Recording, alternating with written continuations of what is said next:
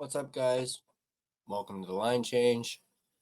It is just before 3:30 in the morning at the time of this recording of this video, and we just by the time this one comes out, my Brock Besser goodbye video will be out, and for who knows as well, by the time this video comes out, Brock Besser may have also signed with another team. Now, this video is not about Brock Besser. This video is about and begs the question, who's left for the Canucks free agent-wise? Especially by the time this video comes out. Now, I will be posting this before free agency, kicks. This video will come out before 9 a.m., before the official free agency window opens. But I wanted to go over an article that talks about this very question. And that's who's left for the Canucks. They go over some names that you may have heard of. Names like Jack Roslovic, Michael Granlund, even though that looks like that the Canucks are out of that race, and it's going to take a miracle for the Canucks to land a guy like Michael Granlund.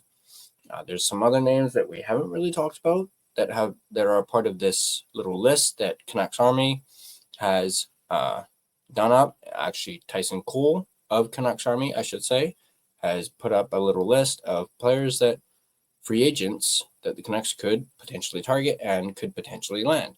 But before we get into that list, I want to give a big shout out to my sponsor, Gassy Jack Art, maker of that incredible artwork you see there behind me. And if you guys would like artwork such as that, go ahead and check out GassyJackArt.com. I believe he still has his end of season sale going on where you can get 4 prints and 2 of them will be free. So you're technically only paying for 2. You guys can also check him out on Instagram at GassyJackArt. So go ahead, check him out, GassyJackArt.com, or check him out on Instagram. So let's go ahead and dive into our topic. And that is NHL free agency came early, so who's left for the Canucks? So let's go ahead and take a look at this article written by, as I mentioned, Tyson Cole. And he goes on to say, well, the fun of free agency kind of got sucked out within the span of an hour on Monday afternoon when all the big fish on the market seemed to re-sign with their teams. As we covered in our latest NHL Notebook, Mitch Marner was traded and subsequently extended by the Vegas Golden Knights. Brad Marchand and Aaron Ekblad re-signed with the Florida Panthers. That whole Brad Marchand contract thing still blows my mind. While Ivan Provorov re-upped with the Columbus Blue Jackets, but none of these guys were realistic targets for the Vancouver Canucks. There were a handful of moves and re-signings that occurred on Monday that the Canucks could have pursued. And this one cuts deep for me. Ex-Canuck Andrei Kuzmenko could have been an option if he hadn't re-signed with the Los Angeles Kings on a 1-year deal. A playmaking winger in Matias Michelli and a scoring winger in Vladimir Tarasenko were traded, one for cheap and one for future considerations. Who is this future considerations guy? Sounds good. So with free agency just a few hours away, who's left out there for the Canucks? Let's take a look at who's left. Heading into, this says tomorrow, but technically, 5 or 6 hours from now? The Canucks don't have a ton of cap space to work with just a little over $7 million in cap space. They sit with the 9th least cap space in the league heading into free agency with a few holes on their roster. Here's how the Canucks stack up with the players currently under contract, and they go by line. So on your first line, you have Jake DeBrusk, Elias Pettersson, EP40, who is staying. His no-move clause officially kicked in, so he ain't going nowhere. And they also have Niels Höglander on the first line on the right wing. Then you have your second line of Evander Kane, Philip Hedl, and Kiefer Sherwood. Not quite sure why they have Sherwood in the second column. second line column. Then you have Dakota Joshua, Teddy Bluger, and Connor Garland, who by the time this video comes out may very well have extended with the Vancouver Canucks. I'll be doing a video on that a little bit later. Drew O'Connor, Atu Ratu, and Linus Karlsson. Then we get into the D pairings. Quinn Hughes, Philip Hronik, Marcus Pettersson, Tyler Myers, Derek Forbort, and Elias Pettersson, EP25. And then, of course, Thatcher Demko and Kevin Lankinen. Of course, by the time this video comes out, Thatcher Demko may very well have been extended as well. Then you had your extras. You have Max Sasson, Jonathan Lekaramaki, and Victor Mancini. Realistically, to be a contender in the Western Conference, they're likely a top 6 scoring forward and a second-line center away. However, with just over $7 million of cap space, they won't be able to fix both of those issues, potentially not even one. Examining the current free agent market, it appears bleak for high-end talent. 5 unrestricted free agent forwards scored 40 or more points last season. Sadly, 2 of which are Canucks. Michael Granlund, Nikolai Ehlers, Brock Besser, Pius Suter, and Evgeny Dadanov are those 5 players.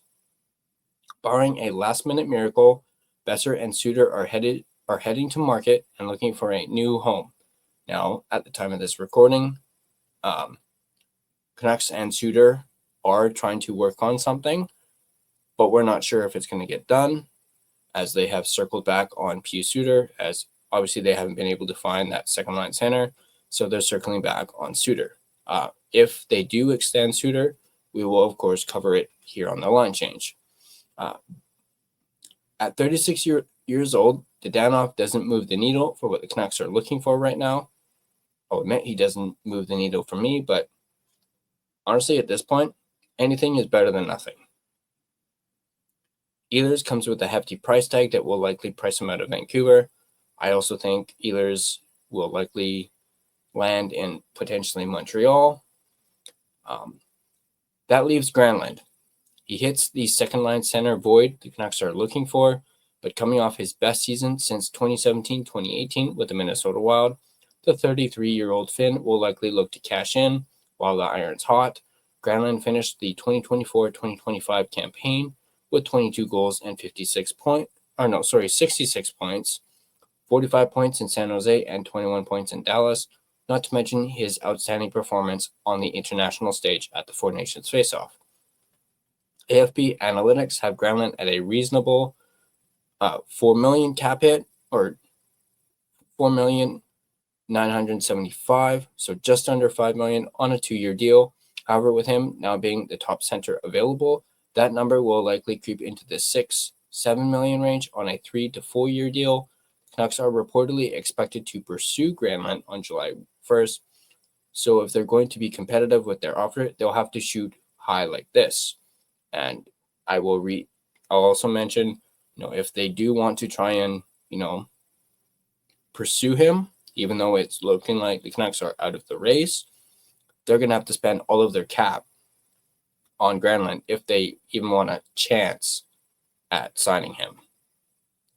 Outside of the top point scoring forwards, Jack Roslovic, Christian Dvorak, Anthony Mantha, Nick Bukestad, Gustav Nyquist, and Radek Faksa could provide surplus value as secondary options. None of these guys really fit the mold of the type of game-changing player the Canucks seek, but really there isn't much out there that does. Roslovic and Nyquist are players that the Canucks have had interest in the past, Roslovic being the more desired name of the two after tying his career high in goals, 22, with the Carolina Hurricanes this year. The 28-year-old could be primed for an elevated role in the lineup. He does have history playing center, but he's done his best work on the wing. Will he be the 2C answer? Likely not, but could he be a decent middle six center tandem to pair with, say, Filipino? Probably. AFP Analytics has Roslovic projected to earn just a little over $4 million on a 3-year contract as a perennial 40-point producer. It's a fine projection with the salary cap rising. This might be a better long-term option than overpaying for Michael Granlund. Some lower-end, younger, offensively talented forwards stick out on the list that could be intriguing as reclamation project. Philip Tomasino and Michael Easimon have all shown upside at the NHL level, while Jacob Peltier, a former first-round pick, could be worth a flyer. However, my favorite forward who fits this bill and could provide some scoring help, potentially in the top 6, is Victor Olofsson. With the Golden Knights' cap trouble after acquiring and signing Mitch Marner earlier, they don't have the money to retain Olofsson's services. Olofsson is a Swedish winger known for his goal-scoring ability. Through his first 6 seasons in the NHL, Olofsson has scored at a 20-goal pace in 5 of those years, scoring a career-high 28 goals in 2022-2023 with the Buffalo Sabres. AFP Analytics have him projected at just north of $3 million, or actually just under $3.5 million, I should say. Cap hit over a 3-year deal. That price seems a little high, but with the Canucks needing to find goal-scoring help, a player with the upside to play in a second-line role alongside Hedl could be an interesting pivot option if the Canucks strike out aiming higher. To a lesser extent, Philip Tomasino is another player whom we wouldn't mind the Canucks taking a shot on. However, does that just cloud the already crowded bottom 6 heading into next year? Regardless of the players available, Canucks management will attempt to utilize their cap space to improve this team. However, the options are bland and may not move the needle that gets this team over the hump to contender status. Unless we have a trade, it will be challenging for the Canucks to make a significant move on July 1 that will leave fans excited about the upcoming 2025-2026 season, given their expected option on the free agent market. So there's that article written by Tyson Cole. A very interesting read. And now, obviously, out of that list of names, obviously, I like the idea of Jack Roslovic. I've talked about him on this channel before. Does he move the needle? No, but like what I said, something is better than nothing at this point. Keep in mind, Roslovic is also young, and I do think he has some upside. And I just would like to see Roslovic in a Canucks jersey. He would obviously be a cheap option for them, so they could go that route. They could go the Evgeny Dadonov route, although I'm not too high on him, due to his age, as well as, he just, as I mentioned, he doesn't move the needle for me. There's also Victor Olofsson. I do like the idea of him being a 20-goal scorer, and do think he could be relatively cheap, but at the same time, doesn't really move the needle for me personally. He may move the needle for you, but just to me, he doesn't really move the needle. You had Philip Tomasino. I don't know too much about Tomasino or Michael Easimon. So yeah, those could be options, like a cheap options for the Vancouver Canucks. You also had, who was it? Gustav Nyquist, again, a little bit on the older side. He could be maybe a short-term thing, but between Nyquist and Roslovic, obviously I lean towards Roslovic, but he could be an option as well. You also have Christian Dvorak was mentioned, Anthony Mantha. I actually wouldn't mind Anthony Mantha, as he is a big body and he's got some toughness to him. Obviously, people want more toughness here on this Canucks team. Of course, you have Nick Bjugstad, who could be an option. I don't know too much about Bjugstad or Radek Faksa, but they also could be options as well. Obviously, I was fully in the Granlund basket or camp, or whichever term you want to use. I was fully on board for him, but that's looking very bleak. Obviously, the Canucks have not only inquired, but they also tried to get Marco Rossi, but it doesn't look like that's going to happen. And as of the recording of this video, he's still a part of the Minnesota Wild. So maybe the Wild don't end up even actually trading him. They may just realize we're just going to keep him. We're not getting offers that we like, or a player in return that we want. So we're just going to have to keep him and just suck it up. But hey, if Rossi is available, say, at the deadline or next season, absolutely, I would undoubtedly hop back onto the Marco Rossi train. I do think maybe the Canucks might take another stab at it. Who knows? But those are just some options that the Canucks have. Obviously, I mentioned that they are circling back on Pius Suter, and that could very well end up being the case. They could end up just re-signing Suter. They may just have to bite the bullet and pay the man, as they don't have very many options left. But I want to know what you guys think.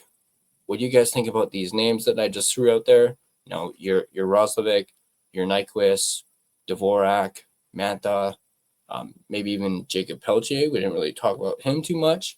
He's obviously very young and needs probably. I don't know too much about Pelletier. I do know he was with the Flames, and he was let go by the Flames, so he could be some youth added to this lineup, and the Canucks could maybe help him grow. Who knows? But once again, let me know what you guys think about this list. Who would you guys pick out of this list? And what do you think the Canucks are going to do for free agency? They don't have a whole lot of cap space, and seems like they're kind of handcuffed right now. And it definitely makes, at least me, I don't know about you guys, but it makes me think, how did we even get into this mess? I mean, obviously we know how, and makes you really think, what if, JT Miller and PD did get along, and that there wasn't a rift between the two? We'd probably still have JT Miller right now, and we'd probably we would either be re-signing Besser or have him extended at this point. What if? Who knows? But I guess that's what comes with being a Canucks fan. So once again, let me know in the comment section down below what you guys think about these names, and who do you guys think they're gonna land come free agency. Obviously, as I mentioned, I'm going to be on Camping Canucks for his stream that he's doing, 3-hour live stream for free agency. I will be on at about 10:30, and he's also going to have Canucks Uncensored on there as well. So go ahead, check out Camping Canucks starting at 10 a.m. And we're going to talk free agency, hockey, maybe a little bit about the draft. Go ahead, check them out. Trust me, you're not going to regret it. But if you like this video, be sure to hit that like button. And if you want to stay up to date on all your Vancouver Canucks content, be sure to smash that subscribe button and turn on your notifications so you don't miss a single video. If you want to connect with us on social media or find us on social media, you can find us on Facebook, search The Line Change to find our Facebook page. Find us on Instagram at The Line Change. Find us on X at Line Change Fan. You can find us on TikTok at the.line.change.po. Feel free to give us a follow on all of our social media platforms. If you prefer an audio version of this podcast, find us on both Spotify and Apple Podcasts. On Spotify, feel free to give us a follow as well as rate and review us. It is, of course, greatly appreciated. That's going to do it for me in this video. As always, go Canucks go, and I'll see you guys next time.